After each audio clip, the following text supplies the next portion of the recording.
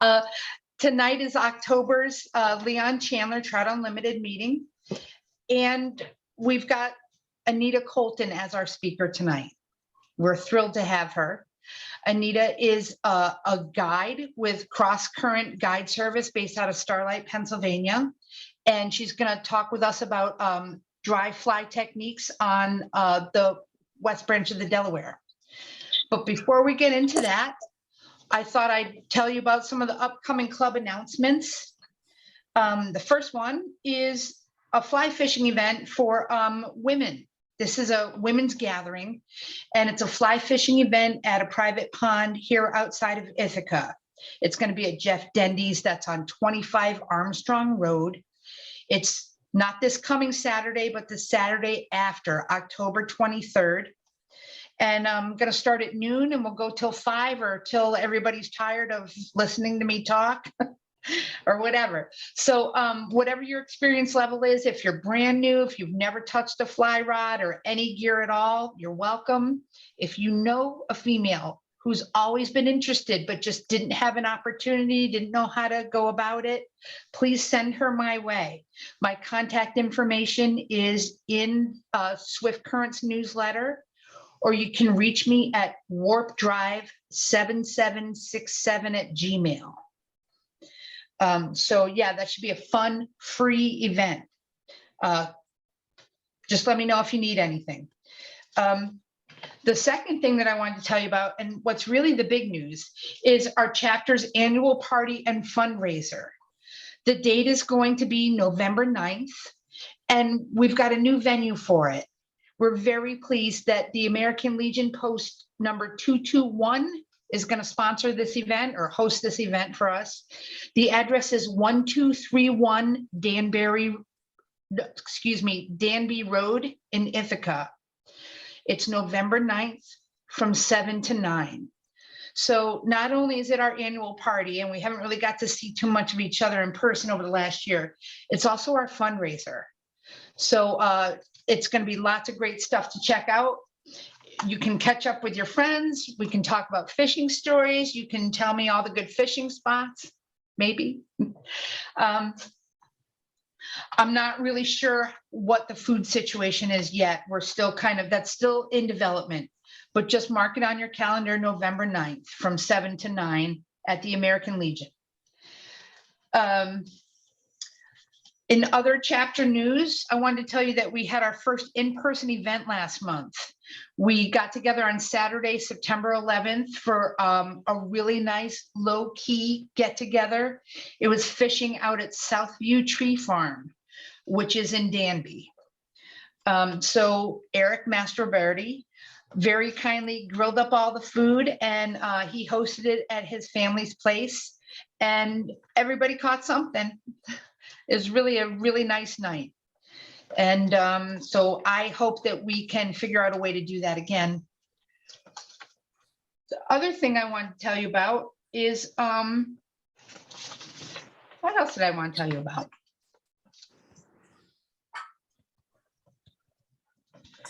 When we do the fundraiser in November, there's going to be raffles. Can one of you guys talk a little bit about some of the things that will be in this raffle? You know more about it, and I think it's super exciting. I could certainly try, Dee. I'm not 100% sure, but I think Josh is ordering, is putting together the rod and reel package, which will be our big prize in the big raffle. I think it's going to be a TFO Axiom 2, 7-weight. We're pairing it up with, I'm not sure what the name of the new TFO reel is, but we're pairing it up with a TFO reel, and we will have some wonderful Cortland lined 7-weight to go with it. Other prizes, we've got a couple signed books that we'll probably raffle off. I've got some waders. I'm not sure we do have a float trip on the West Branch of the Delaware. Donated by Ron Beck, a half-day float trip. So that will be one of our prizes in the raffle. So those are just some of the things. And then we'll probably have some bucket raffles, although not as many as we've had in the past. I think I'm going to maybe tone it down a little tiny bit this year, but still there'll be a lot of fly tying materials, a lot of general fly fishing materials. I've probably got a bunch of lines to put into different bucket raffles and kind of, it's a good event. It does help us a lot, keep all of our youth programs running. In spite of COVID, the Trout in the Classroom project has not gone away. We are in, I think it's 21 schools in 21 tanks in 19 schools in 9 school districts around Tompkins and other counties. Liz, what county are you in? Seneca County? So Tompkins County, Seneca County, Schuyler County. I think we've got a tank in Cortland County. So we're spread out all around the tiers. So it's Cool. and it costs a lot of money for us to keep those programs running overall. So it's good for us to have a decent fundraising event. For those of you who didn't get a chance to participate in that last year, it was a hit. I think we were all just so glad to see each other, and it created its own excitement. We had a lot more attendance than maybe we had thought we would get. So I hope we get a repeat of that. That was very exciting. Michael, is there anything else that we need to talk about before we move on to Anita? I don't think so. I think you can do the introduction and we can get started. Lovely. All right. As I mentioned earlier, Anita Coulton is our guest tonight, and she is a guide with Cross Current Guide Service based out of Starlight, Pennsylvania. Anita started fly fishing more than 20 years ago on Pennsylvania streams with her father. Although trout continue to be her passion, Anita is experienced fishing for anything that swims in fresh or salt water. Formerly, she was a competitive fly angler, and she fished with the top-ranked Team Freestone. She had also competed alongside both Team USA and World Team members and has numerous top 10 finishes. Anita is an excellent teacher who enjoys working with fishers of all ages and all levels. I'd also like to tell you that Anita has been the two-time, not once, but twice, the two-time New Jersey Fly Fisherman of the Year. She is an endorsed guide with Orvis, and she probably spends over 125 days a year on the water. So please, Anita, take it away and let me stop talking. Thank you. Dee, that was a great intro. You're awesome. Thank you. Thank you so much. Thank you everyone for joining in. I know it's Tuesday night, everyone's busy, everyone's running around doing stuff, but thanks for tuning in. I have a PowerPoint to share. So am I able to share my screen here? You should be able to. I think so. And I will hope that maybe Don is here, if not, and can answer that question. There it is. There we go. Yep. Yay. Good. Okay. It's like I've done this before or something. Let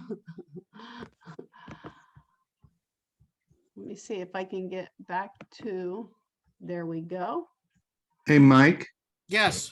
a couple of things I'd suggest is if you spotlight Anita, that would be really cool for all the rest of us. And if everybody else who is on the call could mute, that would also work then. If I knew how to Thanks, sir. spotlight Anita, I would. How about you, Don? Just give me a second. I'll get it. Okay.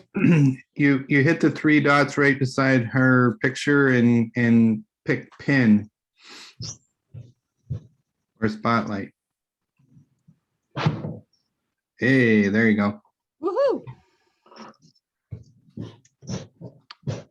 All right, can everyone see that? Mm-hmm. Yeah, Yeah. Yep, you're good. Absolutely. Good. so I think we'll just stay with that. I've tried to do a slideshow a couple times and it ends up getting way ahead of me because it automatically advances when I don't want it to. So as long as everyone's good with that, we're just going to stay with that right now. And that way I can kind of advance it kind of manually when I want to. We're going to talk about the West Branch specifically of the Delaware. I've been guiding on the Delaware for 7 years now. So, and I'm on the water well over 100 days a year. So this is truly my office in the spring and summer. So what I want to talk about today is some dry fly approaches. And this can be geared towards a veteran of the Delaware. This can be geared towards someone who maybe has thought about going up there, but is maybe intimidated. It's big water. If you're used to fishing small streams, it is completely night and day. But let me tell you, we're going to try and simplify things tonight so that, you know, if you're thinking about going up, hopefully I can kind of convince you that it's not a scary place, no matter what you've heard. The fish are amazing. We're just going to talk a little bit about just the dry fly tonight. That's what we're going to focus on. But certainly, if anyone has any questions, I'm all about going off on tangents. I actually enjoy it. So this whole Zoom thing is, while it's great, I can reach everybody. I'm not a fan of just having you guys listen to me ramble for an hour. So whatever questions you have, if someone can just be in charge of watching that, I guess it's the chat box. If someone has a question, just let me know. And we'll certainly address it right away, you know, and it doesn't have to be like, just go ahead, just fire it out. I don't care. So Anita, this is Michael Linetsky, and we did just get a question in the chat from Dave Pritchard, who asks, starting off, and maybe you can address as you go on, do you need a drift boat to fish the West Branch? You don't need a drift boat to fish the West Branch. And actually, we're going to talk a little bit about that. Maybe some of the differences between having a drift boat and wading. But we're going to talk about both of them. If the flow is right, meaning cubic feet per second coming down the West Branch, and I'm going to give you some guidelines as to what to look for. You can absolutely wade the West Branch. We've caught some great fish wading. So, and sometimes actually wading can be more beneficial than floating. So we're going to talk about both of the approaches and why one is sometimes better than the other. Everyone on board with that? All right. Absolutely. Okay. So here's what we're going to talk about tonight. This is just some of the topics that we're going to go over. I'm going to explain the West Branch. If it's a mystery to you, if you've never been up there, if you've always wanted to fish it and never had the chance. So I'm just going to give you a little bit of an overview of what the fishery is, just so you have an idea. I'm going to explain some water flows. So when you want to go up, there's a website that I'll send you to, and you can check the water flows. It's a really big deal if you're going to try to wade the West Branch. You have to know what the flow is, and then understand that certain levels are probably going to be too high or too dangerous to wade, and that's where, you know, a drift boat's probably going to be a better option. So we're going to talk about wading versus drifting. Okay, they're very different, pros and cons to both, and it's oftentimes just condition specific as to what's going to work better. We're going to talk about gear recommendations. So if you're a small stream angler and you like your 9-foot 2-weight or your 3-weight, you know, we're going to talk about what gear you need to bring up to this river, because it's a little bit bigger, and it can be a very daunting place. But we're gonna break it down and kind of simplify it. So when we look at dry fly fishing in this river, we're going to look at rise forms. So the way that fish is coming up and grabbing a fly off the top tells you a lot about, you can learn a lot of information about that. So we're going to discuss that, because it's not just about coming up and grabbing a bug. These fish, they're pretty special, and they're pretty unique. So we're going to get into that a little bit. Obviously, a drag-free drift is recommended and kind of critical on this river. So we're going to talk about that and how to get that. Casting skills, presentation skills, being patient. So if you're used to fishing for stockfish, this is a different place. This can be a whole different world. These fish are all wild. So we approach them a little bit differently. We'll talk a little bit about patience and hook setting. Hook setting on these fish can be a little bit different. And we'll go into that down the road a little bit. And then confidence patterns, a few confidence patterns that I like, I'll share those at the end. And then we'll discuss whatever you guys want to talk about. If it's, related to dry flies, if it's related to streamers or mousing or whatever, I don't care. I have no agenda. So if you guys want to just chat, I certainly can chat. All right, so let's get started. Let's learn a little bit about this fishery. The West Branch of the Delaware is, to me, it's a very, very special place. The whole system consists of the West Branch, the East Branch, and the main stem. So we have over 75 miles of fishable trout water.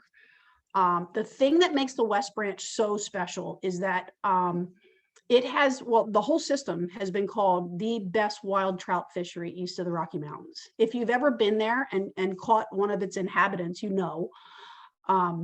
so these fish, they're, like I said, they're all wild. They have an abundance of food because this is a tailwater. So a tailwater means it comes out of a dam. The West Branch comes out of Cannonsville Reservoir, and it flows 17 and a half miles down until it meets with the East Branch and forms the main stem. So this water all year long, it's a bottom release tailwater. So that water comes out of the reservoir about 48 degrees. Okay, so it stays cold all year long. What that cold water does is it enables good hatches of bugs all season. So a lot of people have called the Delaware, they call it bug soup, because it is literally like a bug factory. There's bugs all season long, and you can go up any time of year and find some bugs hatching. So the West Branch, out of all three branches, the West Branch has the highest fish density of the entire system. So although there may be bigger fish in the East Branch and the main stem, there's more fish in the West Branch. So if you're looking to catch a Delaware fish, that's probably where I'd go. And that's probably my favorite branch to fish is the West Branch. So Anita, real quick, we have another question Yep. that might be a good place to ask it, which is, how much public access is there on the West Branch below the dam? There's a lot of public access. That's a good question. I know of about 13 access points where you can park and get in the river. Certainly you have to be aware of private property, but there is access all up and down the West Branch. So, it's just knowing where to go. But there's plenty of places to access it, and we can talk specifically about that. If someone's wondering where to go, I can definitely point you in the right direction. Thank you. You're welcome. So it's fairly easy to wade. A lot of it has a very gradual gradient, meaning it doesn't drop off real aggressively. Some places it does, so you just have to know where to go. But there's plenty of access in terms of parking. There's plenty of spots where you can get in, even if you're not an experienced wader. Places that's fairly shallow and has, a nice section of riffles or a flat pool. So there's plenty of places. If you want to wade it and just get your waders wet, get in the water, definitely, totally accessible based on water flow. So again, this can be a real technical fishery, but I don't want you guys to be intimidated. It's going to make you a better angler, and if you let it. You just have to know a couple things, and we're going to talk about those things. But I want all of you to be able to go there and be successful, because these fish are really cool, really special fish. All right, so let's look at wading guidelines. Okay, so if you've never been up there before,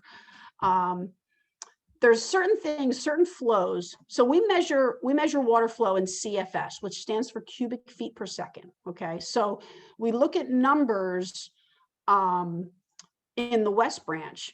And so if the West Branch is running anywhere from 4 to 450 CFS, it's almost 100% wadeable, meaning every access that you can come across, you'll be able to get in that water and wade it. Okay, so 4 to 450, really super wadeable. As we go down here, 6 to 800, most of the system at 6 to 800 is wadeable. But again, you need to know your abilities. You know, moving water is not something to be taken lightly. So if you're not an experienced wader, please carry a staff. Hopefully you all wade with a staff. Always wade within your ability. We've maybe all have been there where you see that fish rising and you're like, oh, if I could just get a little bit closer. And then we end up going in. So not a big deal as long as everyone's safe, but carry a staff, wade within your ability. Don't underestimate the power of water. Even water, you know, knee deep can sweep you off your feet if you're not careful. So let's look back at CFS here, 1,000 to 1,200. Be careful. Be careful. That's what I'll tell you. We're starting to get into some water that is going to be really, really tough for you to wade in unless you're an experienced wader. Like I said, safety is first and foremost. So from 1,000 up, I'd recommend fishing more from a boat. You know, that's just, I think it's just a safety thing. 12 to 1,500, again, this is it's the highest level you really even should think about wading. Even in the gradual gradient places, it's gonna get pretty fast pretty quick. So, and then anything over 1,500, don't even bother. Don't even bother. It gets pretty angry when it's high. The release right now, well, the release right at last week came out of the dam at 1,400 cubic feet per second. So the West Branch was running really high. So when it's that high, it fishes very well from a boat, but wading is not recommended. It's just too dangerous. So if you're going to wade the West Branch, one thing that I will tell you is that the water, especially if you're going to wade the upper West Branch, which is what I call Hale Eddy Bridge and above, that water is really cold. So if you're going to be wading, even if it's really warm outside, you need to dress appropriately underneath your waders. Those guys up by Stylesville, which is right below the weir where that water comes out, you know, if you are not dressed appropriately, you're not going to last long in that water because it's about 48 degrees. So it's frigid. It's really, really cold. So dress appropriately. Fleece pants underneath your waders, always a good call. Big fat wool socks. You know, cold water. You're not going to last very long if you wear shorts under your waders. And I've seen people try it. And they're usually the guys with the blue lips and their teeth chattering. So, Anita, yep. real quick, if we could, you know, you said that you got on the slide that felt soles are recommended. Can you tell us a little bit about what the bottom of the river is like in most places? Yeah. So it's mostly smaller rocks.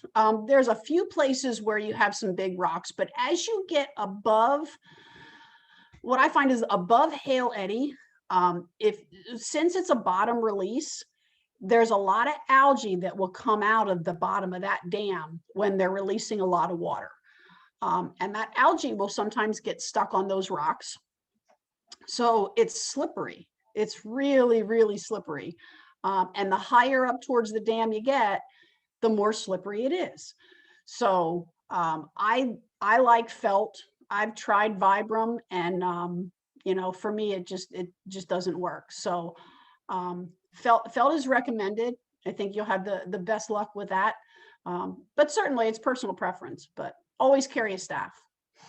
And once you get below Hale Eddy, it's not as bad. So if someone was interested in booking a guide like yourself or someone else, about how long is the lead time for, say, the good May hatches? When should you be thinking about booking a guide if you wanted to hit those May hatches? My May is already booked for next year. So, and a lot of the guides are already booked up for next year for May. But I mean, certainly you can try, but don't wait any longer. I would start to set that up as fast as you can. You know, you should be able to find a good May date. But I wouldn't wait very long. Thank you. Mhm. All right, so everyone good with waiting. So this chart right here came from crosscurrentoutfitters.com. You can go online and check the flows before you go. There's different locations of the gauge on the site, and what you want to look at, if you want to look at what's coming out of the dam, you need to look at Stylesville. The Stylesville gauge will tell you exactly what's coming out of the dam, so that you'll know, okay, the release is, and it's normally around 500. Right now, they're drawing the dam down just in preparation for the winter. So they're letting a lot of that water out. But you always want to check the flow before you go.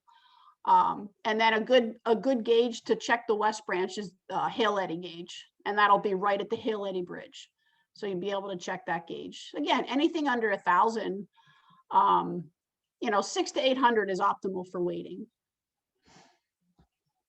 Any questions on wading so far? Is everyone good with that? Anything pops in your mind, just shoot it out.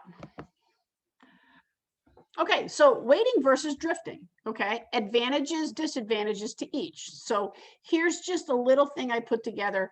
And like I said, any questions, comments, if you've waded, if you floated, just throw them out. So wading obviously is flow dependent. So if you want to go fishing and the flow is 1,500, then obviously wading is probably out of the option. Not an option for the West Branch. So flow dependent, but wading does have its advantages. Wading allows you to target specific spots thoroughly and wait patiently for fish to rise. Okay, in a boat, you're covering water fairly quickly. So you may miss those fish in, you know, say a specific spot, you know, because with drifting, you're going to be going right past them. Wading is also ability dependent. So always be safe. You know, if you're not a comfortable wader and you don't have the ability to walk very far, then maybe wading is not for you. Again, it's a stealthy approach. I think sometimes wading can be a better approach for these fish. Drifting, sometimes when you set up on a fish and you drop the anchor, sometimes we'll put those fish down. So wading is definitely a stealthy approach, but it requires a long time standing in one spot. And again, just appropriate layers because the water's cold. Drifting sometimes can be an advantage, but again, it's flow dependent too. When that water drops really low, there are times and places in the West Branch when you'll have to get out of the boat and pull it across the rocks. And, you know, it can be more of a pain actually in low water. In higher flows, it allows you to cover a lot of water and also to what I call spot hop. So sometimes what we'll do is we'll use that boat as more of a taxi, and we're able to go down to all the, you know, the good riffles, the, you know, one spot here, one spot there. And we actually use the boat as a taxi and just hop out and wade and cover a riffle. And then we get back in the boat, go down to the next spot. So hold on, my cat is needing attention. The other thing that drifting does is allows you to reach that fish that otherwise you couldn't wade out to. So again, back to safety, but you know, sometimes these fish, they're pretty stealthy. You can't wade out to it. It's just out of your reach as far as your casting ability. That's where a boat is nice because you can just kind of slide right out to them. So like I said, advantages and disadvantages. Also, a boat's going to provide you an elevated surface. So standing in a boat with your leg in the leg brace is a little bit easier to cast because you can carry that line and keep that line off the water. Sometimes when you're standing in the water, you're a little low. All that extra line hanging in the water, pulling in the current, sometimes can be a bit of a challenge. So again, another benefit of the drift boat. And the last benefit that I see is from a drift boat is allows for blind casting a dry fly.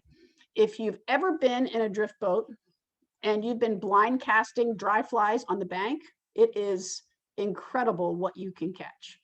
These big trout oftentimes will just sit in sometimes very shallow water, and just throwing a fly on the bank and just fishing it close to shore. These big brown trout, they're opportunistic. So many times we've had big fish come up and just open his mouth and slurp that fly right in. Even when there's no fish rising, and they don't have to be rising for that. So, and that's a benefit of the drift boat is you can cover a lot of water and you can just blind cast those banks. That's hard to do when you're waiting because you're kind of stationary.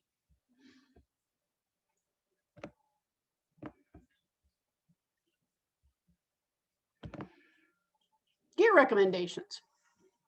So if you've never been up there, I recommend, I mean, rods are all personal preference. Everyone, and that's why they make a million different kinds. So as far as rods, I recommend a 5 or 6 weight, medium to fast action rod. It's whatever you're comfortable with. But what I will say, if you're going to go there, leave your small stream stuff at home. You know, a 2 or a 3 weight, you're really going to struggle to try and get a dry fly out with a really short or a really light rod. But the benefit of going with the guide is you can use our rods. So if that's what you want to do, you know, show up, you don't need anything. You know, we got everything covered. Any rod you want to throw. Nice way to try before you buy too. If you're in the market for a rod, you know, another benefit. So line weight to match your rod weight. Some people, if you choose to overline, overlining you can do. Again, it's personal preference. You know, some people will take a 5 weight and put a 6 weight line on it. But I recommend a medium to a fast action rod, just because the prevalence of wind on that river, if it's windy, it makes it real challenging. So a little bit faster rod is going to punch that dry fly right through the wind and put it where you need to put it. As far as leaders go, I like what I normally start with is a 9-foot 4X leader. And then I will just put a piece of 5X on the end of that. So my leader ends up being somewhere around 12 feet. But again, personal preference, it's whatever you like. But that's usually what I'll do. I'll start with a 9-foot 4X leader, and then I'll just put a piece of 5X. And if we have really picky fish, you may have to go down to 6X, but that's pretty rare. Occasionally late summer when they're really pressured, you do, but 5X should, you know, 90% of the time 5X will get the job done.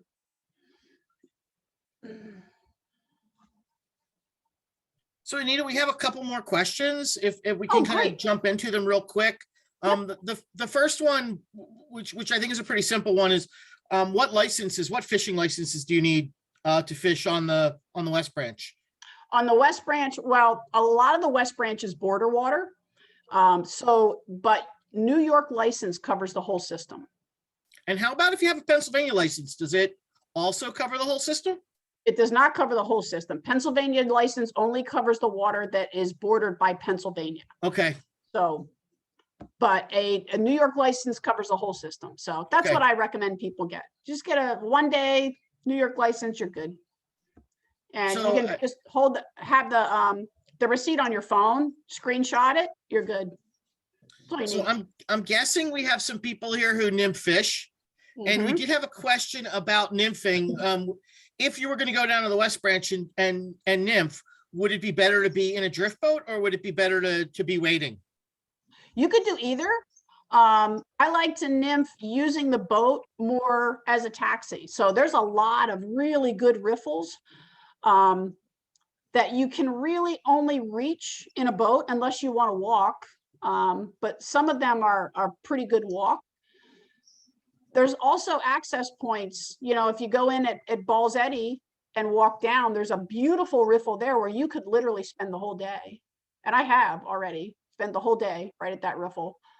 Tons of fish there. So, you know, it's just personal preference. I mean, I'm one that likes to cover a lot of water. So I just like the accessibility of a boat and the ability to, you know, all right, this riffle's not fishing real well, but let's go down to the next one. So, you know, that's just the way I approach it. But, you know, certainly there's plenty of places to wade. Yeah. Plenty. So maybe something you can talk about from your perspective as a guide really quick with taking people out in boats. Are there any kind of manners or etiquette or tips you could give somebody who's in a drift boat with a guide for the first time? Don't hook them. I've been hooked plenty of times. It's okay. I don't get offended. I've done surgery this season twice on people to get hooks out. And that's just one of the things that we do. It's fine. So as far as like, you know, what I would say, if you're going to hire a guide, be open to learning and make sure that you let your guide know what you're looking to learn. I tell people, you have me for the whole day, and whatever you want to learn, I will certainly teach you. But I like to match those expectations right away if I can. So make sure that you're telling your guide, well, I'm coming up because I would like to learn ABC. And then the guide knows it right away. So, you know, matching expectations, I think, ensures that you have the day that you are planning, that you're expecting to have. My goal is the end of the day is to, you know, have you learn as much as you want to learn. And, you know, in the middle somewhere, we're going to have a lot of fun. But, you know, I want to send you home a better angler than when you showed up. Thank you. I think those are the questions that I have right now. Okay. Okay. So any other questions on gear recommendations? Like I said, just fire them out. And we'll address, you know, as we go. All right. So here is probably the most important thing that I can tell you about the Delaware. Presentation, presentation, presentation. People will ask me all the time, and I get questioned, you know, whether it be someone floating up next to me, someone on the bank as I'm floating by, someone in the shop. They'll say, what are the fish eating? And my answer is always, they're eating a good presentation. That's what they're eating. So this is where this river is going to push you out of your comfort zone. These are very, very smart fish, sometimes PhD fish.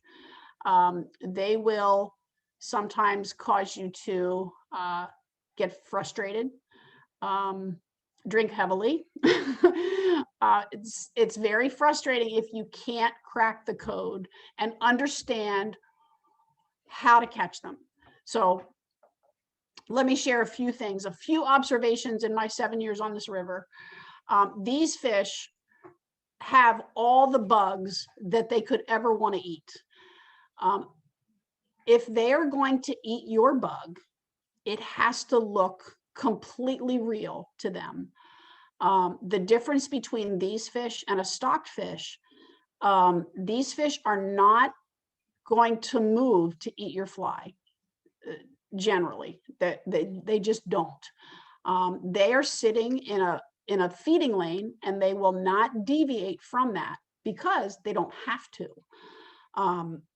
Fish need three things for survival. They need oxygenated water, they need a constant food supply, and they need someplace to hide. And if they have those three things, they have no reason to move. They're pretty comfortable right there, and they're not leaving. So if they're going to eat your fly, it has to look like an actual dead bug. And so these fish are very, very nervous. If anyone that's ever fished it knows that, especially your fish. It's not uncommon here to get a fish over 20 inches, which is why people come here from all over the world. They're wary, they're very cautious. They rarely let their guard down. They will make you a better angler if you let it. You know, it can be frustrating, but when it all comes together, and it's just amazing. You know, it's magic. I call it magic. And you know, as a guide, to be a little part of that and to play a role in that is just the coolest thing ever. I mean, so, but it's not uncommon to get one well over 20 inches. The biggest one that I've ever seen come out of there was about a 25-inch fish, which is giant. So let's look at how we do this.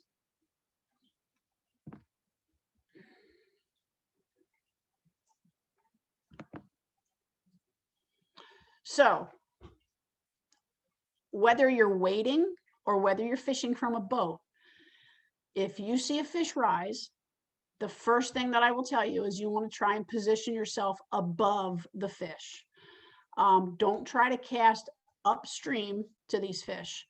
What's going to happen, you may put that fly right in his lane, but you're also laying that tippet and your leader right on him. So those fish they don't really like that. Like I said, they're pretty smart.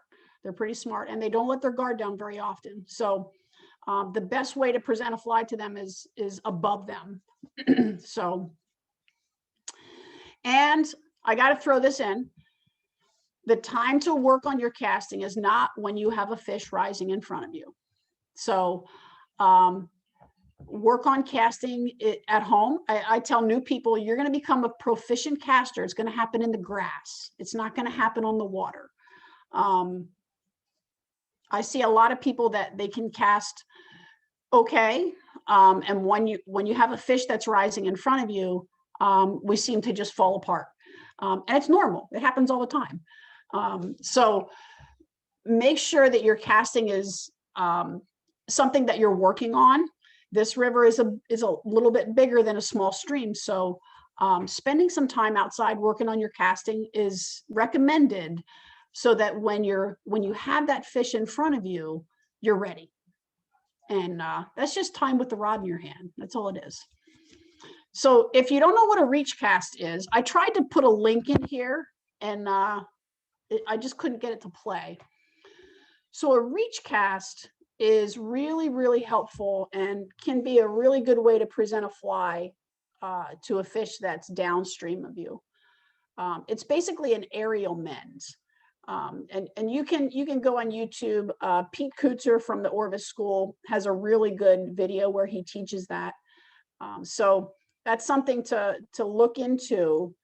It can help you. And basically what it does is that when you land, if you're fishing a fly and you have a fish rising that is straight across the river from you, as you land your fly close to where you think that fish is, the current between you and the fish is acting on your fly line, and it's pulling your fly line, and you end up with a belly in your fly line that is downriver of where your fly is. And so that belly in the line is going to pull that fly faster than the speed of the current. Okay. And that's what makes that fly look unnatural. And as that fly moves faster than the speed of the current, these fish in this river, they know it's not real, and they just won't eat it. I tell people they don't like fast food. So, you know, if your fly's going faster than the speed of the current, they generally don't eat it. Every now and again, we'll find a stupid one that will, but that's usually like early spring when they're really hungry. But late season, no, it has to be completely dead drifting. And that's the challenge that we're presented with, how to get that fly right in front of where that fish is, and completely dead drifting. So reach cast can really be a helpful way to do that. I don't have a video. I tried, but I couldn't get the video to work. So understanding currents and landing your fly in the fish's lane. Like I said, these fish are not going, they're not going to move. They're not going to travel right, left, not even a couple inches. And people just, they're amazed. They're like, why won't he eat that? And I'm like, well, you're not in front of him. And they're like, well, yeah. And I'm like, well, he's 40 feet away and you're still 2 feet short. So putting it in his lane is first and foremost. If it's in his lane and it's dead drifting, there's a lot better chance that he's going to eat it. But he's not going to travel for it, especially a big fish.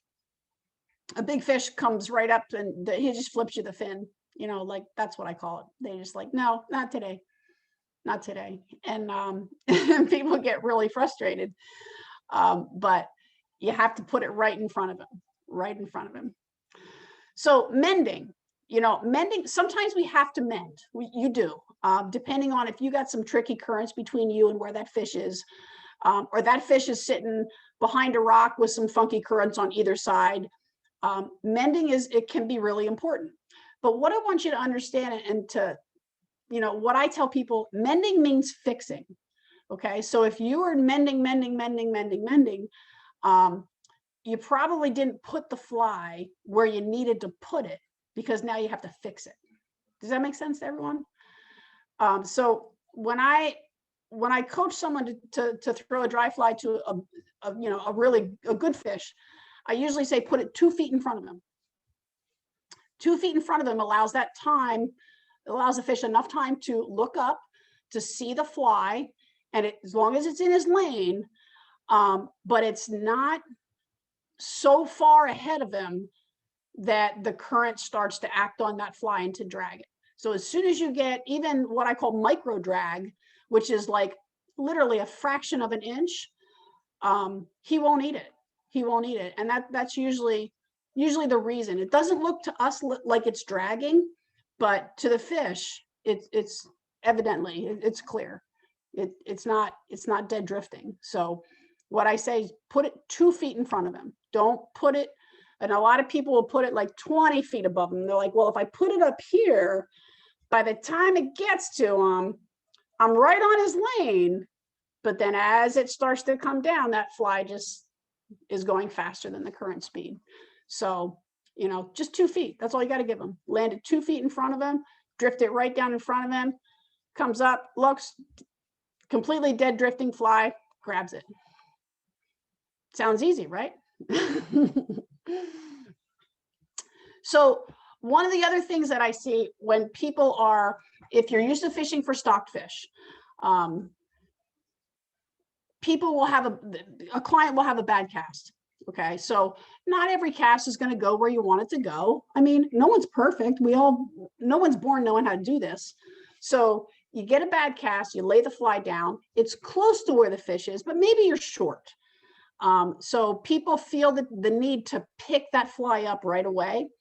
If your fly is anywhere near where that fish is, let it go. Okay. And the reason I say let it go, the fish is probably not going to eat it. But as you lift that fly off the water, oftentimes that can be the thing that spooks the fish. So once you spook them, they're probably not coming back. Okay. And we put fish down all the time, myself included. They're wild, very, very cautious, nervous fish. So sometimes you're only going to get one shot. Okay. And that's just the way these fish are. So if you have a bad cast, just let it go past where the fish is, let it drift all the way by him, and then pick it up. Okay. And that'll improve your chances. So let's look at any other questions so far? Everyone good? We've got a couple, but I think we can wait until a more appropriate spot in the talk. So I'll shoot them out when they're a little closer. So we're going to go over some bug charts here. Okay. Now, those of you who are new to fly fishing, don't feel like you have to learn Latin. Okay. You don't. This can be very overwhelming to a beginner. So I always hesitate when I put stuff like this up here. So here's what I want beginners to learn. Okay. So you're going up to fish dry flies. So let's say we look at, we're going to go up in mid-May, and we're probably going to find this bug right here. Okay. The Latin name is Ephemerella subvaria, and it's a Hendrickson. Okay. Hendrickson is one of our early season hatches. It's why people flock to the Delaware in May and half of June. The Hendricksons. So the Hendricksons are like this dark gray bug. Okay. And they're usually size-wise around a 12 or a 14. Okay. So now that you know that, if you are going to the Delaware River in May, you are going to look at having dry flies in dark gray about a size 12 or 14. Doesn't that make it easier? You don't have to know, you don't have to know the Latin name. You don't have to know, and I mean, like, you should understand like the dun, okay? So that the dun stage of the bug is when the wings are floating down the river like a sailboat. Okay, does everyone know what I mean by that? I try to really dumb this down and make it simple for everyone to understand. Okay, so those duns, especially early spring, the fish will key on those. So you need a fly that has a wing that sticks up and is charcoal in color, about a 12 to a 14. Easy, right? So don't overcomplicate it, is my point.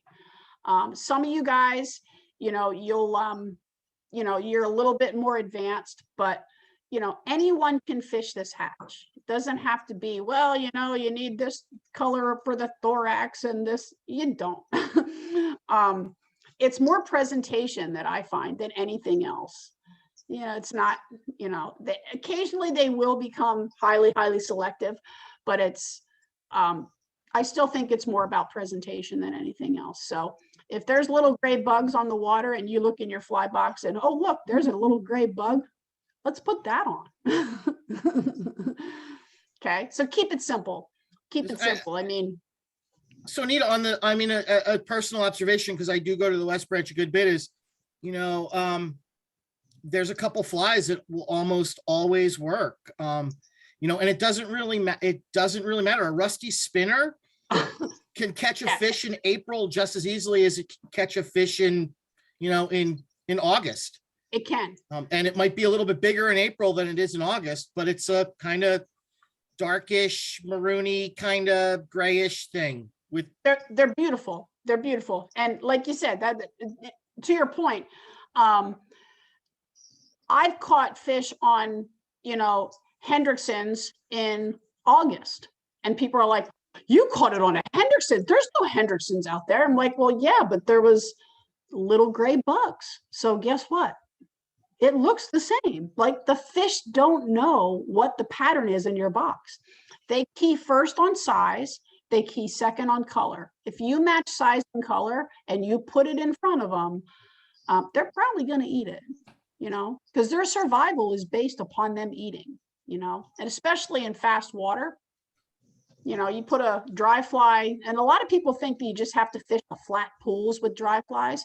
I've had more success fishing a fast riffle with a dry fly, because I mean, these fish in a real quick run, they don't have long to decide whether or not they're going to eat it. They're going to look up, see it, they're either going to grab it or they don't.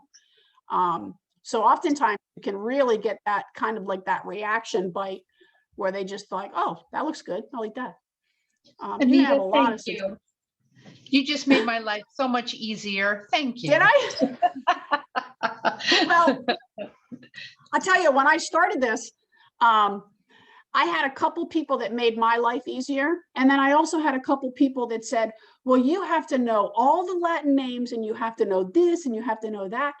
And it was really, really overwhelming. So one thing I really try and do is just simplify this whole system. You do not need to be an entomologist to fish this river. You don't. I am not an entomologist. I know my bugs, but for a beginner coming up there, don't feel like you have to know all that. You know, there's little yellow bugs floating around. Find a little yellow bug and tie that on. I bet I love it. Okay. So, all right. So let's go any questions that we need to address now, or are we good? No, I think we're still good. Okay, so one of the things I do want to mention, so the West Branch, like I said, I kind of split it into two rivers. So above Hale Eddy Bridge, that water is still really cold. Okay, so that really cold water, like high 40s, low 50s, we see up there a more of a presence of a fly called a sulfur. Okay, has anyone fished the sulfur hatch up there? Really good. Sadly, yes. Did you say sadly? Sadly, yes. Those trout when the sulfurs are out are maddening, and I think that you can't underemphasize the value of the reach cast and a good stack mend. But Yes. those fish are absolutely and completely maddening for those sulfurs. I spend most of my time in the Deposit to Stylesville area because Yes. the hatches are, I'm waiting and the hatches are steady and you know when they are. But boy, those fish are maddening. Yeah. So when they're maddening like that, a really good reach cast has to be a completely dead drifting fly. So the first thing you need to look at is what is the size of the flies that they're eating? Are they small? Are they 14s? Are they 16s? So if you are getting a good cast over these fish and they're not eating fly, the first thing I recommend is to go one size smaller. Going one size smaller will oftentimes get you the results you're looking for. The other thing, if they're not eating anything you throw at them, change your position, change where you're standing, change your cast. Also changing your tippet. So if you're fishing 5X, right there at Stylesville, to those fish on the opposite side, you can kind of wade out pretty far as long as the flow is decent. You may have to drop down to 6X for those fish because they get pressured really heavy. A couple fly patterns that I like, a little CDC sulfur. CDC is deadly for those fish when they're highly selective. There's one in the shop. I don't know if George Slaughter ties it, but it's deadly. Like when they won't eat anything else, they'll usually eat that. Thank you. So the above Hale Eddy and then below Hale Eddy, once we get below the bridge, those water temperatures start to get a little bit warmer. That's when some of the tributaries dump in there. As we get below the Hale Eddy Bridge, we're going to see different bugs than what we see up top near Stylesville. So, and it's all based on water temperature. But again, keep it simple, look in your box, see what you got. Whatever bugs are floating on the water, when in doubt, go one size smaller.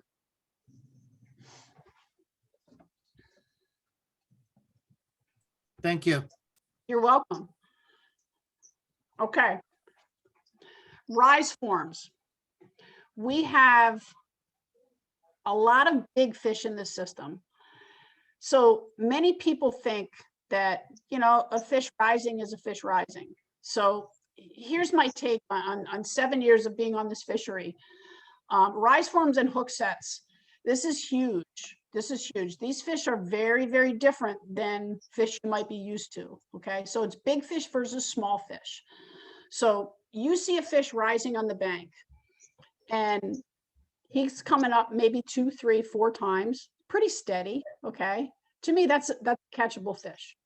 But what I want you to do, instead of starting to cast right away, take some time, just be patient and watch this fish. Okay, you're going to learn a lot by watching this fish before you cast. Okay, some of the things that you're going to learn: start to look at the bugs that are floating down the system, floating down the river right near this fish. Which ones is he eating? Is he eating the big ones? Is he eating the duns that look like the sailboats coming down? Or is he eating something that you can't see?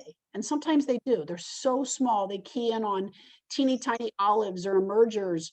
But you can usually tell that if you just stop and watch. Okay, so watch that fish come up. Is his whole head coming out of the water? Is he doing what I call breaching, where a really big fish will come up and they'll just kind of roll? You'll see his head, you'll see his fin, and then you may even see his tail when he goes down. But you can learn a lot if you just be a little patient and just watch that fish come up and feed. A really big fish, understanding that information before you lay your fly in front of him can mean the difference between catching him or not catching him. Okay, so the biggest fish in this whole system usually will leave the smallest dimple when they come up. So a fish over 20 inches is going to move some water if he comes all the way up. Sometimes those fish, they're just going to angle themselves. They get that nose right out of the water, and all you're going to see is just a little tiny dimple. And I had clients say, oh, that's just a little fish. And I'll say, stop a second, just watch. And if you take the time to just watch before you cast, then they understand. They're like, oh, I see him now. That's a giant fish. I'm like, yeah. The biggest fish will usually just leave the littlest dimple. You know, a small fish, really splashy rise. That's generally what you see. Those small fish aren't real smart yet. But what they lack in smarts, they make up for in enthusiasm. So, you know, they're the ones that are going to come all the way out of the water. But the big fish are real cautious. They're real careful. They're usually just going to come up and just dimple. So watch before you cast.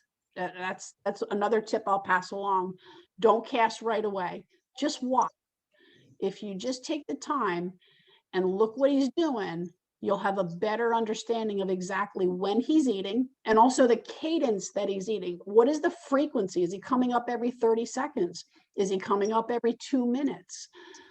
Understanding that, because sometimes you have to time that when that fish is coming up, looking up, grab a bug on top, your fly has to be there. And if it is, and it's right in his lane, he'll eat it.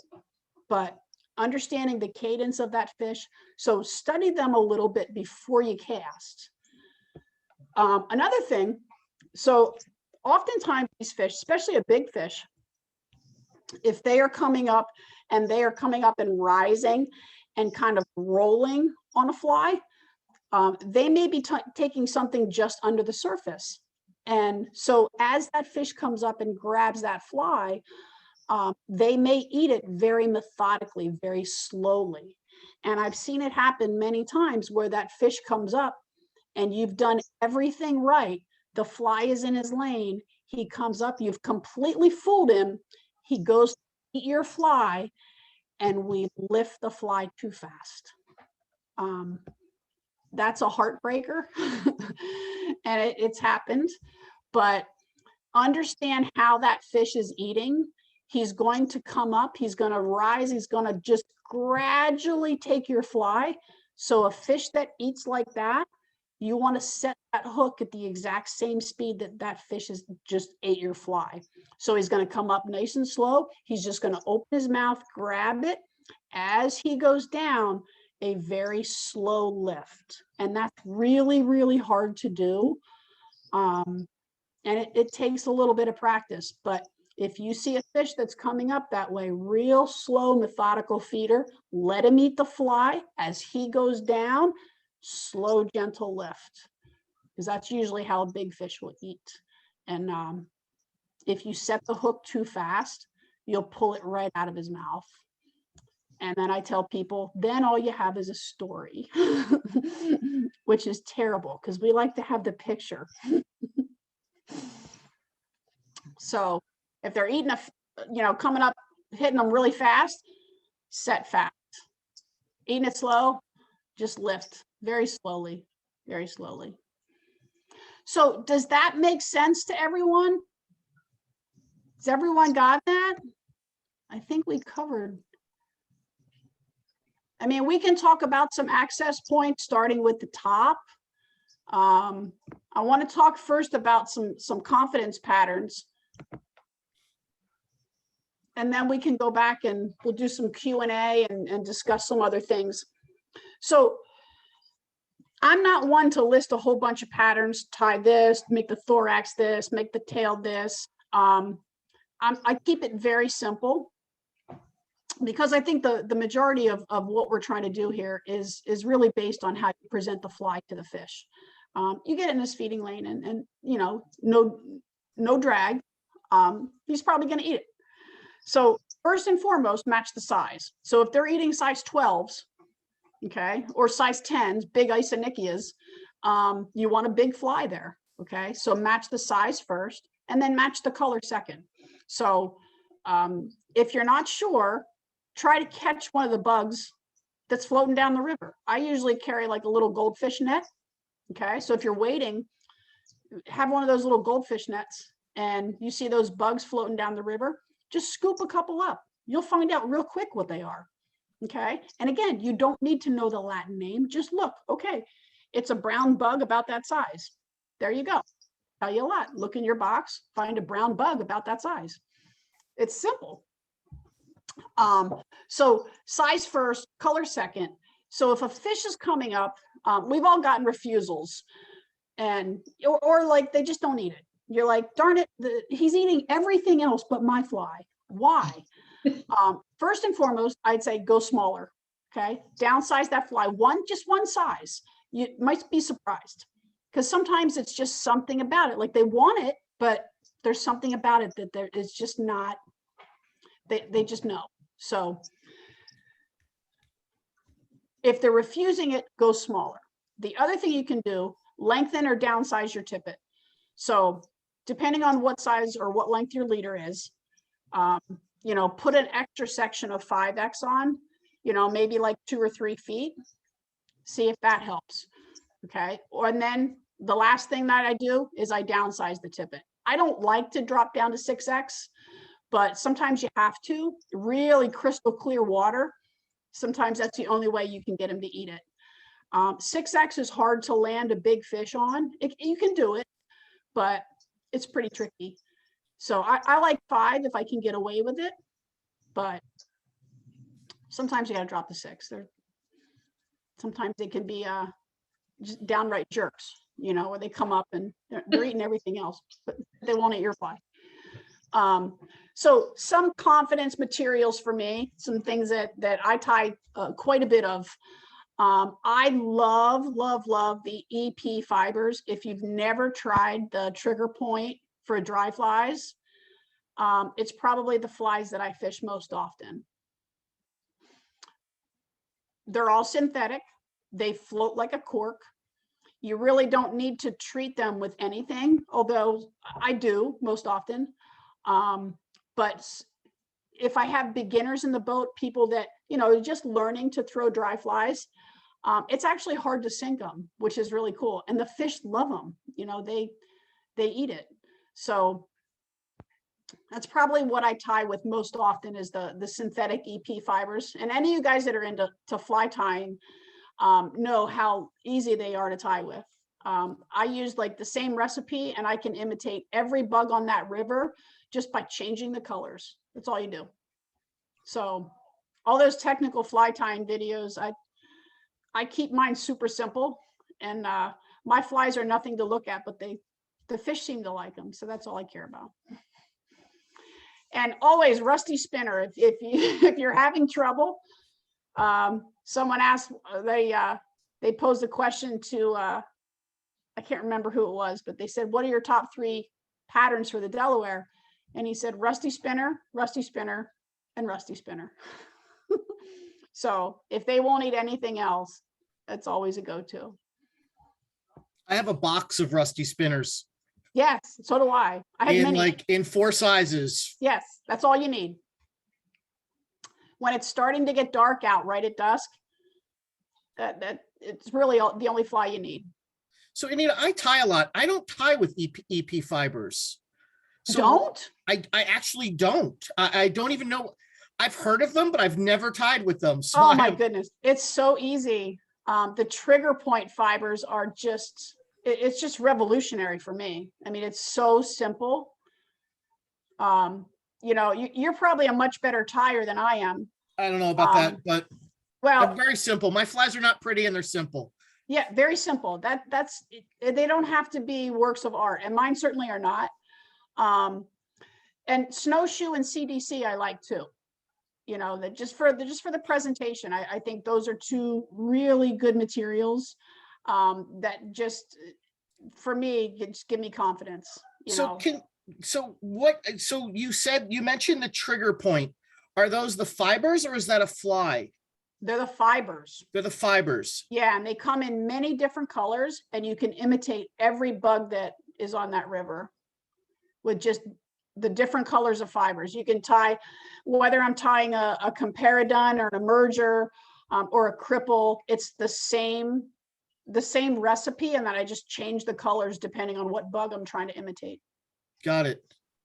Yeah. Are there any videos, patterns of people tying with the fibers? Oh yeah. Well, epflies.com. It's Enrico Puglisi. Yeah. So he shows you every pattern, I think, on his website. And you can certainly YouTube it, but it could not be any easier to tie dry flies with those fibers. It's so simple. It has to be, otherwise I couldn't do it. Yeah, and so that when you said Enrico, when I think of the EEP fibers that I think of big saltwater patterns and streamers. Well, that's where he got his start. Yeah. So he has taken those saltwater materials and brought them over into the freshwater game, and they have revolutionized dry fly fishing on the Delaware for many of us, many guides, because it's just so simple, you know. And when they won't eat anything else, that little Enrico has a little sulfur emerger pattern that's just deadly. Like, I don't know, I've probably caught more fish on those patterns than any other pattern. You know, his sulfurs are incredible. Okay. So something to try up at Stylesville. Something to tie all winter. Something to tie all winter.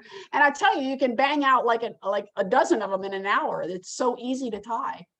You know, none of this, you know, not that I don't like tying like a parachute pattern or, you know, a nice comparadun or like a Catskill style fly. But boy, these things, they're kind of mindless and they catch fish. So I'm not arguing. Well, and that sounds like the patterns that I love the most. They're just real simple to tie. They're you don't have to think about them real. Like, that's what I like about snowshoe. Snowshoe is great. CDC is work great. With. It's so easy. Usuals work everywhere in the world. And usuals work everywhere in the world. And a small blue-winged olive, you can't lose with that either. Yeah. You know, especially now up in the Delaware, you know, if you have a whole box of size 20 blue-winged olives, you're fine. That's all you need. Hey, Mike, can I ask a follow-up question on this? Yeah, I think if 1 second, can I remove you from the spotlight, Anita, so that we can kind of see the whole group? Oh, are you absolutely. done with the presentation? Yeah, you can do that, Mike. All right. Yep. Let's see. I think I did that. Now what, Kirk? She needs to stop sharing. Anita, you need to stop sharing. Okay. There we go. All right. There we go. And if everybody puts it on gallery view, you'll be able to see. All right. So go ahead, Kirk. So we were talking about these trigger point fibers. I've just been doing a quick web search. I'm not familiar with those. So it's a type of EP fiber. Is that right, Anita? Yes. So they're called, it's called trigger point. Okay, cool. And it looks like I pulled an article from Fly Fisherman that also shows your photo and some patterns.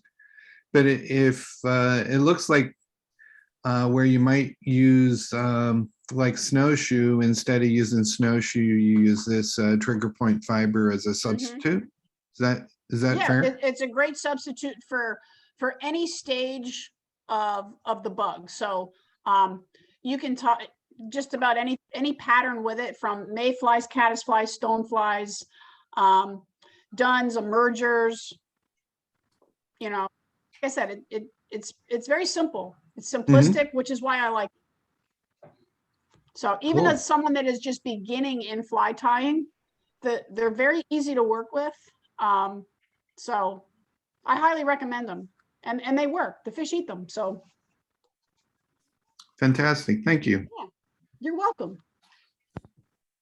So, something that I've been kind of wondering, it's probably more speculative than anything else, but now that New York has changed its fishing regulations and you can fish in inland trout streams all year long, Yeah. and we're now going to have access to what you call that upper stretch of the West Branch, so from Hale Eddy to Stylesville. What do you think we're going to see this winter? Do you think? Well, I don't know. I mean, this is the first year that we've really had the regs like this. So I'm really hoping that the weather gets really cold and those fish are just kind of left go. I mean, that's what I hope. But I'm sure there's probably going to be some people out. But, it's a pretty hardy fishery. So, I think we just have to go forward and just see what the impact is. But, I don't know. I think once October comes, I think, I'm still a fan of the old regs where that water is closed. Let those brown trout spawn, let them go. You've pestered them all season long. You still have the rest of the system, from Monument Pool down to fish, but I don't know. We'll have to see. But Yeah, I'm curious. I hope people leave them alone in October and November. But I've got to admit the idea of like midges in February is sort of interesting to me if that could really happen. well, I mean, I'm sure they're still there and I'm sure they're still eating. And they're catchable. I mean, they're catchable all season, all year. But, I just think they get pressured so hard April through October that, now this year they may not get a break.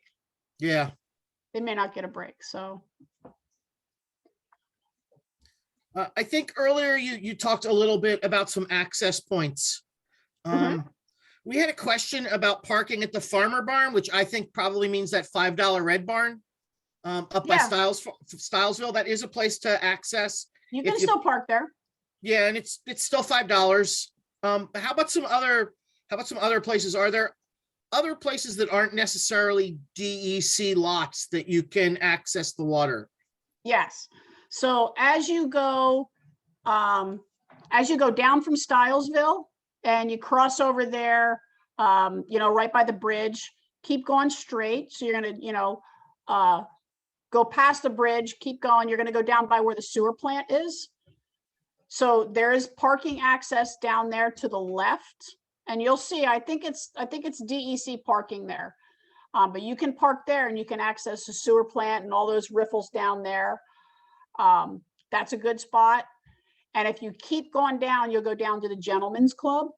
Everyone familiar with where the Gentlemen's Club, that blue house down there, parking area right there. That's a real nice riffle.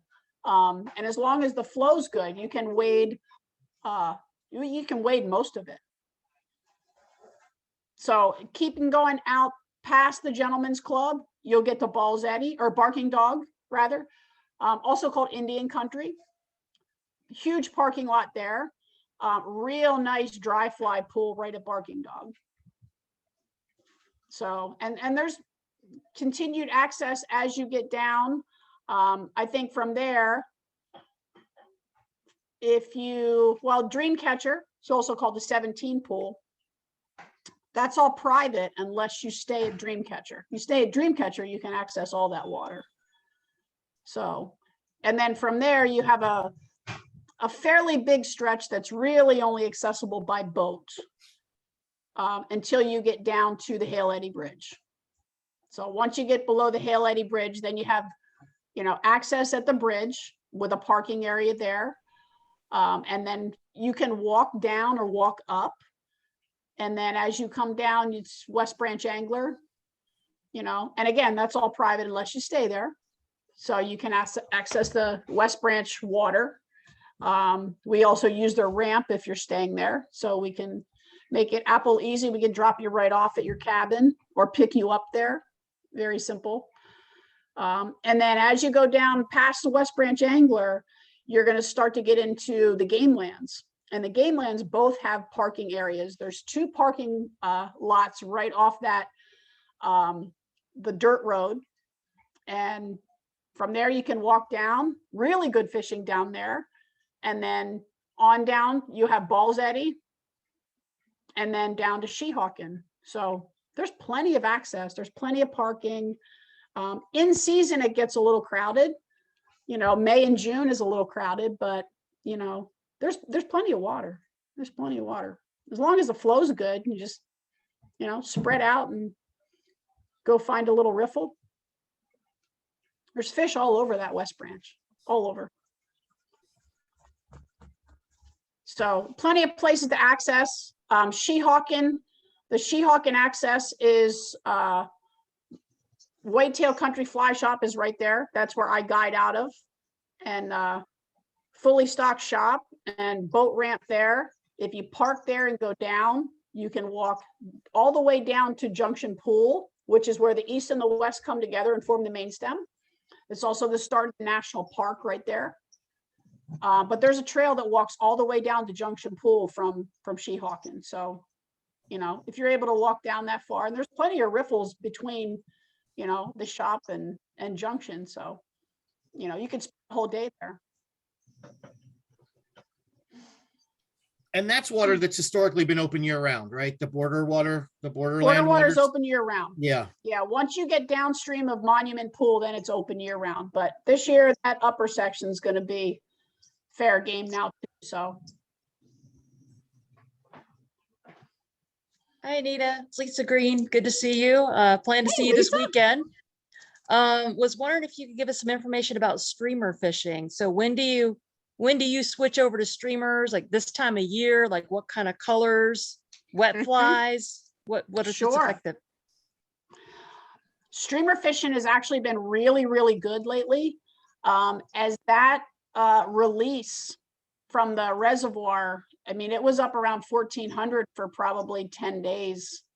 So when it gets that high, you know, we're running close to 2,000 at Hale Eddy. So as that water increases, those big brown trout are going to push all the way over to the side. So brown trout are what I like to call big, fat, and lazy. So they don't like to work any harder than they have to. So that water increases that flow, the CFS, they're going to look for little slack areas. So they're going to push all the way over to the bank, and they're going to sit in real shallow water where they don't have to work that hard. Okay, that's where the streamer is really, really great, because they're constantly looking for food. So what we do with the boat when the water gets that high is we throw sinking lines, and we'll throw a streamer right on the bank. And I tell people, land it as close to the bank as you can and keep the tip of the rod down. Most people, when those fish come hit it, they'll hit it like a freight train. They come out of nowhere. And it's usually big fish. And so keep the tip of the rod down and do almost, if you can strip set, that's great. But some people have a little trouble with that. So I just do like a sweep set, keep the tip of the rod real close to the water and just let them eat it. But it's amazing. When the streamer bite is on, there's no better fishing. It's really cool. So if the reservoir, like in the springtime, if the reservoir is spilling, we have alewives that live in the reservoir. It's a native fish, small bait fish, and they're white and gray. So when the alewives are spilling over the top, a big white articulated streamer, you can't beat it. It's like more fun than you'll have. It's just so fun. Like people laugh like a 5-year-old girl. Like it's crazy. This time of year, black has been working well, olive working well. Something a little gaudy, like with some gold flash. It's great. It's great. But just keep the tip of the rod down when they eat it. There's such a tendency to like pull up because people like get so excited. They're like, oh God, there he was. And you're like, there he was. So, but keep the tip of the rod down and you know, strip set, just let them eat it. And it's amazing. But we fish a sinking line. And the other thing we do is we fish usually 15-pound tests. So it's pretty heavy stuff. You know, you're not looking at 5X tippet here. So the fish we're targeting with the streamer bite are usually really healthy big fish. So we'll fish like 15-pound tests right off that sink tip. And that way when they eat it, you don't have to be too gentle with them. You can kind of pull them a little bit. Well, thanks. Does that make sense? Yeah, sounds I good. love a good streamer bite.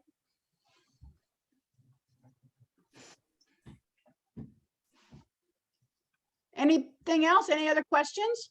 Anita, let me ask a follow-up question to Lisa. I typically think of the streamer bite as being a fall thing. Is that should it be coming on now, or is this maybe an aspect of the new regs and our ability to fish for them now? Well, the streamer bite historically on the Delaware is usually based on water flow. Okay. So when that water is high and off color, that's really a good time to, break out the streamer rod. Low clear water, we've had some success with streamers, but what I found is that you have to go really, really early in the morning. So once those people start walking around in that water and you get a couple boats going down, clear water, and they're really, really finicky. What you can do in those types of conditions is you can downsize your streamer. We've had some success with just little black woolly buggers. So, but the higher and the dirtier the water, I find that the bigger streamer you can fish.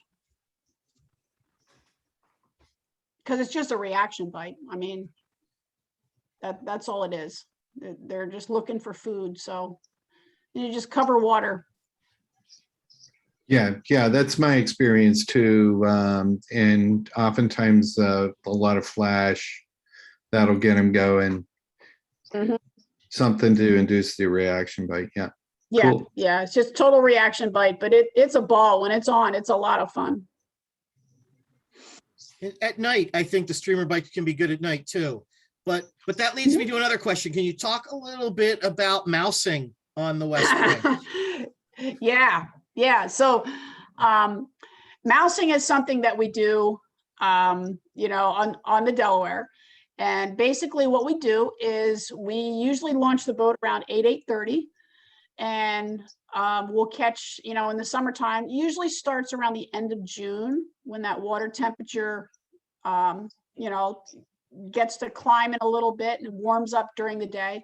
So the big fish in this system are largely nocturnal from what I've seen. We catch fish after dark on mouse patterns that you don't see those fish during the day. So they're just hiding away. But at nighttime, they feel a little bit more comfortable and secure. So they come out and they will eat anything that falls in the water.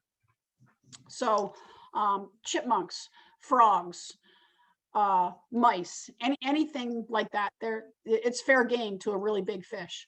So what we do is we tie on this mouse pattern. And the one we use is, it's called a master splinter. You can get them at the shop. And so we throw them on the bank. Now, the lights are out, so there's no light. It's after dark, so it's pitch black. You're throwing this mouse pattern on the bank, and you're listening for the splash. Make sure it's in the water. And once it's in the water, you're just keeping the tip down and nice, smooth, long strips, making that mouse swim right across the top.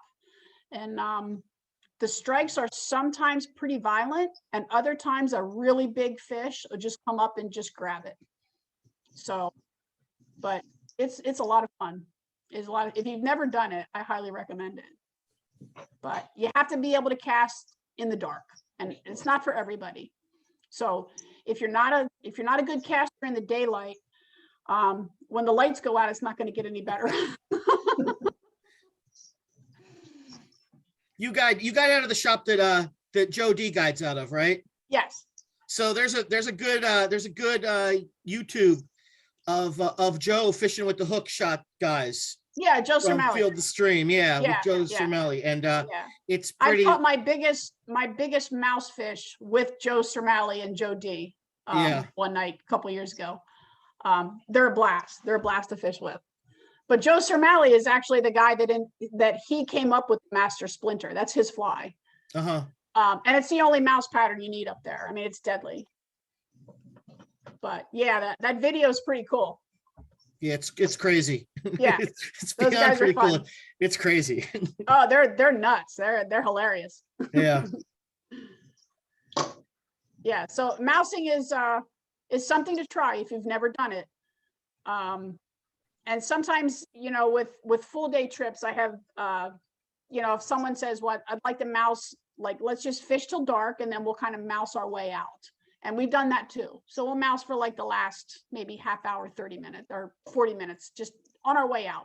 And would you say mousing is definitely one of those things that you're much better served at with a boat, in a boat? It's hard to wade mousing. Well, you can do it. You can wade mousing. I think it's more effective in a boat, just because of the you can just cover more water. So you really need to just find those fish. And mousing, it's either really good or it's not. And some of the things that really affect it is a full moon. So if you have a full moon, it's generally not good. But every night's different. You don't know.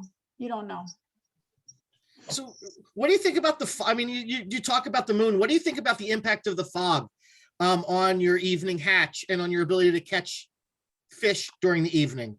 Well, depending on what kind of light you have with the fog, if it's really flat, overcast light, sometimes it can actually make it easier to see those fish rising. Other times it makes it harder. So, and we always have the fog. The fog is just one of the things that we deal with. It's just the air temperature and the water temperature are such differences that it creates that condensation. I think it's kind of cool. I mean, I don't mind it a bit. It sometimes can make the dry fly fishing a little bit more challenging, but I've had nights where it really helped us. There's the whole river is fog, but it's not heavy fog. Like you can see through it. And sometimes those fish that are rising just really stand out, because of the fog. Everything is just so flat that, you see a nose pop up and it, pretty simple to spot. Mm-hmm. So we try to use it to our advantage. I mean, it's not going to go away. So.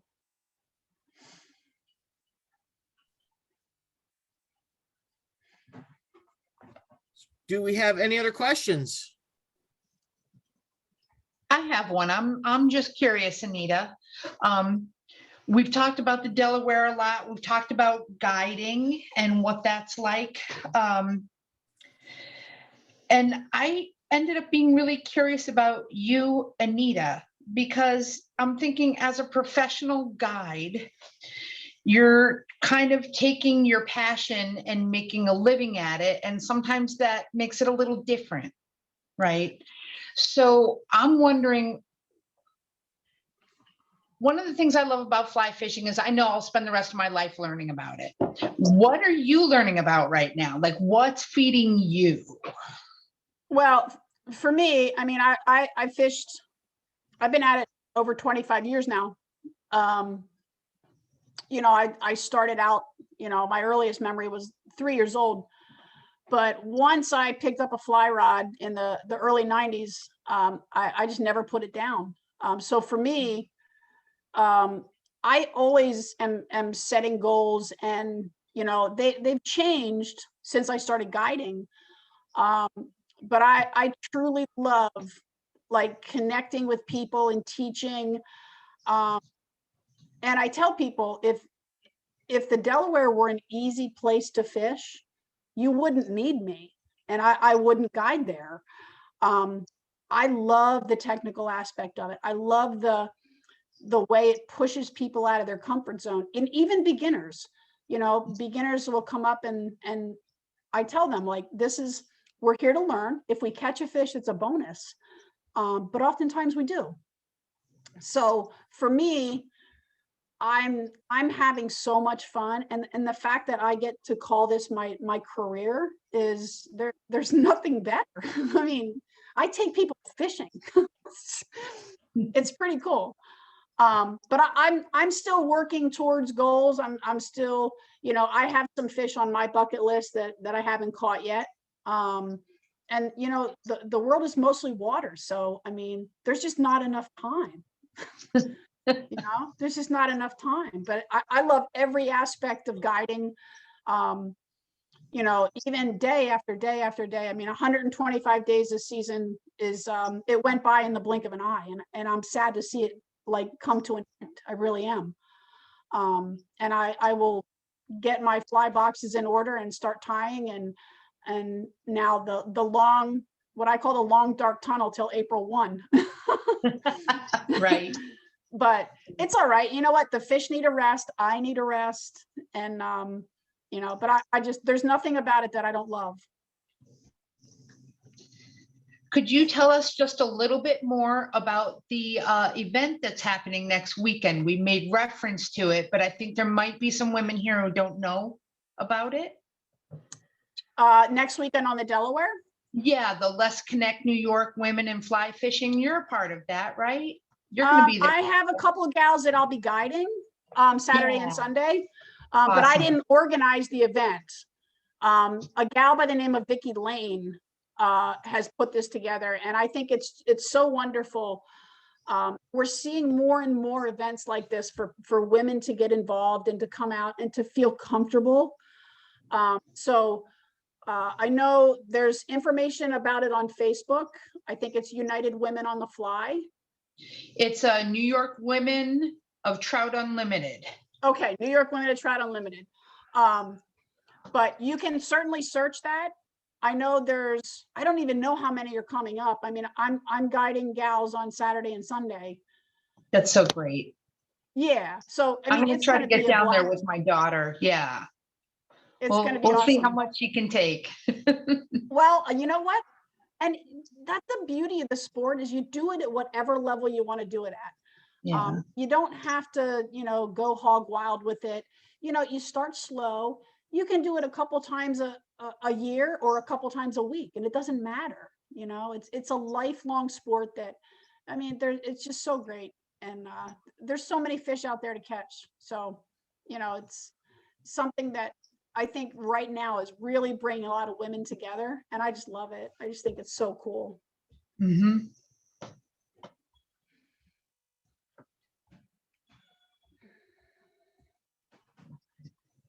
Any other questions for Anita out there? Then I will say thank you very much on behalf of the chapter. You are very welcome. Thanks for having me. It was a wonderful presentation. I learned a whole bunch of things, which probably aren't going to make my fishing success on the Delaware any better, but I'm going to try. It's living and learning, I think try that's why different things. I go down there because those fish are brutal, but occasionally you catch one that just keeps you smiling forever. Oh yeah, yeah. Or even your when friends. When it comes together, it is pure magic.